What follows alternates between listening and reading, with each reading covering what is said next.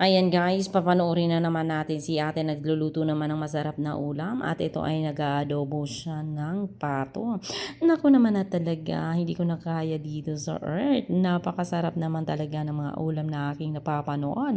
Mukha naman talagang makabili na ako ng pato bukas at ako'y magluluto na din. Mukhang ang sarap naman talaga magluto ni ate ng mga ulam. Iha-hire ko kaya siya ng tagaluto dito sa amin. Charis, gusto ko talaga ng mga luto mo ate, baka naman.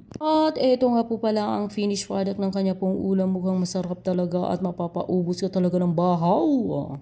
At ito ay yung susunod na kanyang niluto ang humba. Tingnan nyo naman guys kung paano niya niluto ito. At ito ay kanya pong nilapuhan na muna at sa kanya ito pinakuluan sa pressure cooker. Tingnan nyo naman guys. Yan talaga ang gusto ko pagluto ng humba.